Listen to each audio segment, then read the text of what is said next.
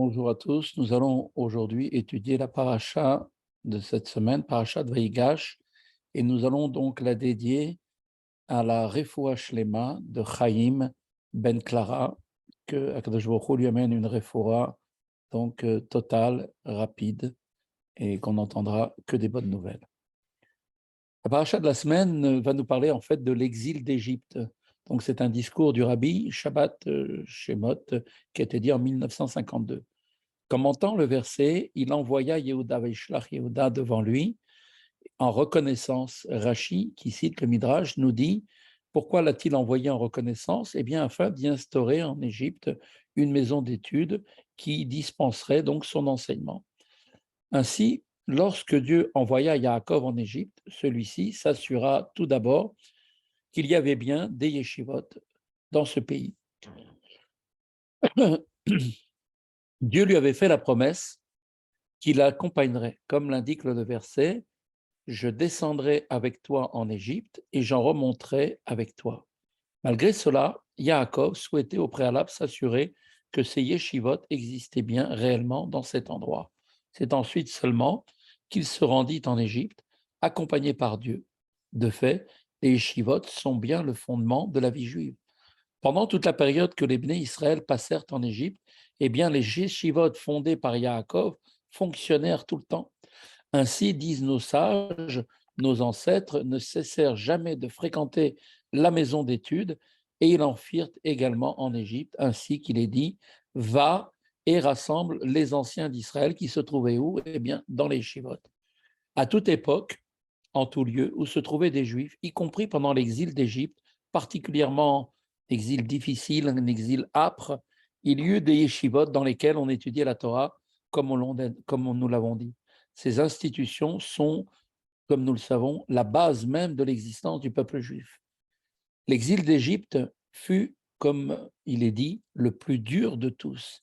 Il fut même plus difficile que notre présente situation, et cela pour différentes raisons. Premièrement, il se produisit avant le don de la Torah. Certes, cette Torah était déjà étudiée à l'époque, comme de nombreuses explications de nos sages permettent de l'établir. Ceci nous affirme d'ailleurs en particulier que nos ancêtres, en leur temps, ne cessèrent jamais d'étudier la Torah. Néanmoins, ils leur firent de leur propre initiative. Dieu n'avait rien demandé concrètement dans ce sens. Et concrètement, on sait très bien qu'une créature ne peut s'élever que jusqu'à la source de son existence, mais non la dépasser, du fait que cela venait en fait de leur propre initiative et qu'elle ne venait pas de celle de Dieu. Eh bien, ils restaient au stade donc d'une créature. Deuxièmement, à l'époque, les Bnei Israël faisaient pour la première fois l'expérience de l'exil qu'ils supportaient avec beaucoup de peine. En effet, celui qui est confronté à un malheur pour la première fois en souffrira profondément. En revanche, il le supportera beaucoup mieux la seconde et les autres fois, à partir du moment où il s'y est maintenant déjà accoutumé.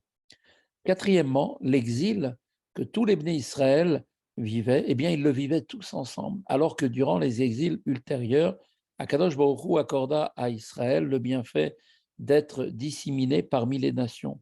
Les Juifs se répartissent donc en différents pays, et lorsqu'ils sont persécutés dans un endroit, ils peuvent se réfugier dans un autre. Ainsi, ils ont en outre la possibilité de venir en aide à ceux qui sont en difficulté. En Égypte, par contre, ils se trouvaient tous ensemble dans un seul et même lieu, placés sous une même autorité. Quatrième point, l'Égypte était un pays très difficile. Pourquoi? Parce que jamais un esclave n'avait pu s'en échapper. Or, il s'agissait en l'occurrence d'en faire sortir pas un, mais 600 000 hommes accompagnés par les femmes et les enfants, c'est-à-dire des millions de personnes. On voit que malgré toutes ces difficultés, nos ancêtres ne cessèrent jamais d'étudier la Torah et ils eurent en permanence des yeshivot dans lesquels ils purent se consacrer à cette étude. Le rabbi nous rappelle que nous avons souligné à de maintes reprises que la Torah n'est pas un manuel d'histoire.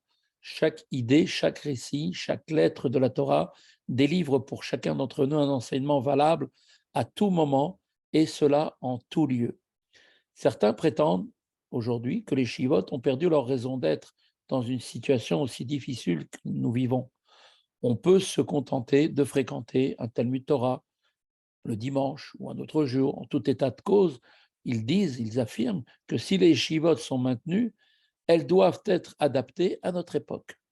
L'exil d'Égypte apporte une réponse à toutes ces objections. La situation à l'époque était infiniment plus difficile que la nôtre et malgré cela, on ne s'en préoccupait pas et l'on étudiait la Torah. Bien plus, non seulement on ne tenait aucun compte des vicissitudes de l'exil, mais en outre, on ne se demandait à aucun moment si l'on atteignait par cette étude la source des créatures ou bien si on la dépassait.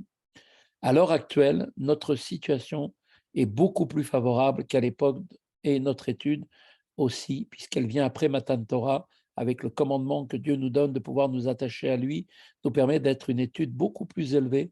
Il nous importe donc de mettre de côté tous ces raisonnements erronés et il est impératif qu'il y ait justement des yeshivot.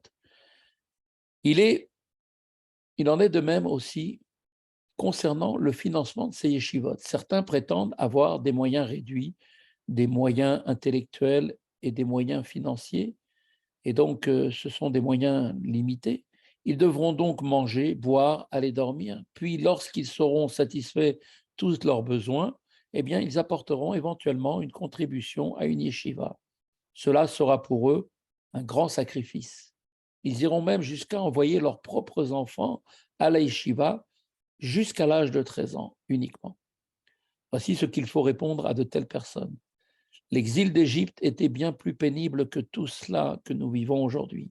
Les Juifs ne possédaient même pas leur propre paille et ils devaient donc se déplacer dans un pays étranger pour s'en procurer, alors que les contremaîtres les battaient sur la tête, aux épaules.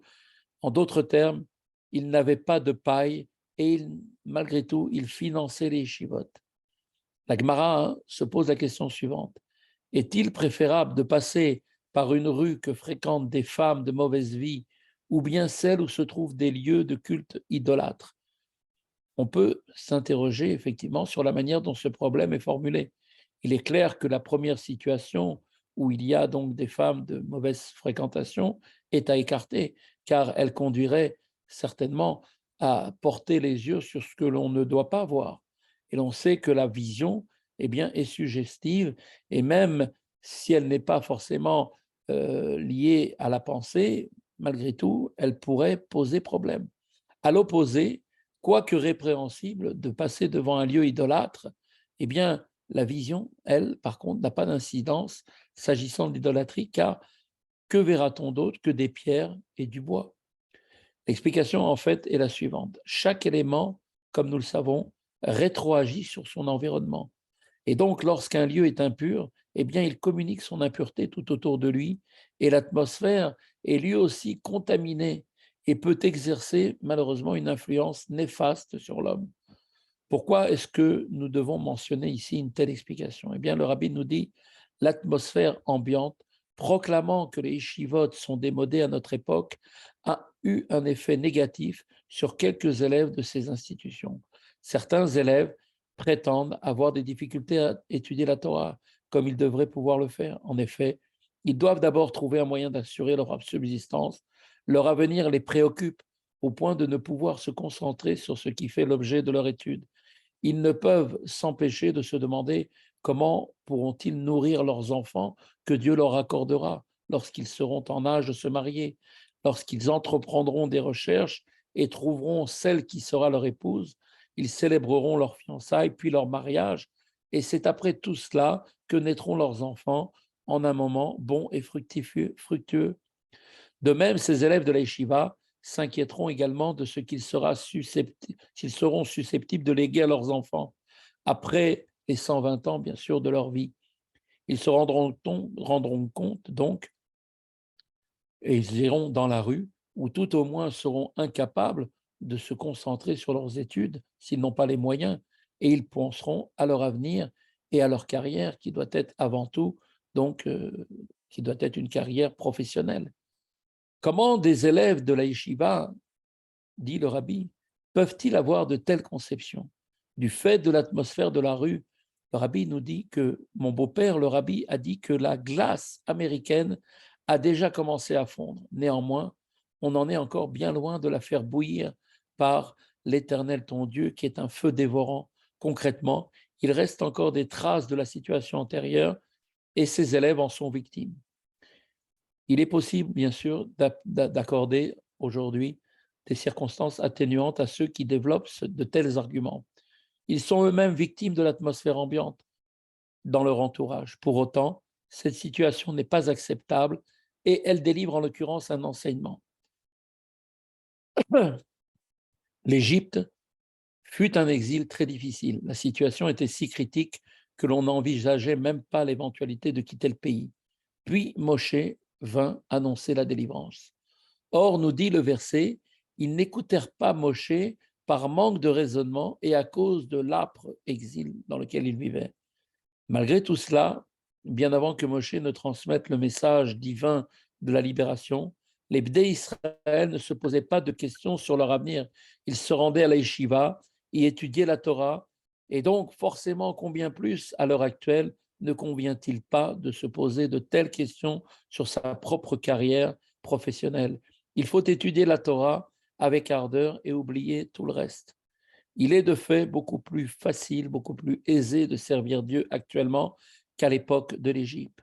On sait que 202 personnes de divinité parmi les 288 qui furent introduits dans la matière du monde reçurent leur élévation en Égypte, ainsi qu'il est dit, une foule nombreuse, rave, dont la valeur numérique est de 202, monta avec eux.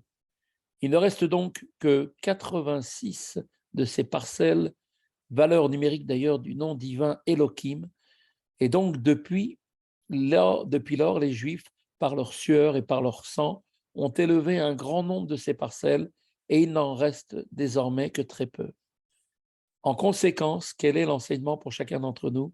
Eh bien, le service de Dieu est actuellement beaucoup plus simple d'une part, et il ne reste que très peu de parcelles devant recevoir l'élévation avant de faire venir le Mashiach, le troisième Beth Amikdash. De plus, celles qui ont déjà été élevées apportent elles-mêmes leur contribution pour obtenir le résultat final qui sera la révélation du troisième Beth Amikdash et par lequel chacun d'entre nous retrouvera sa place en Eretz Israël, où nous serons appelés donc un peuple de prêtres, car tous les Juifs prendront une place dans le Beth Amikdash.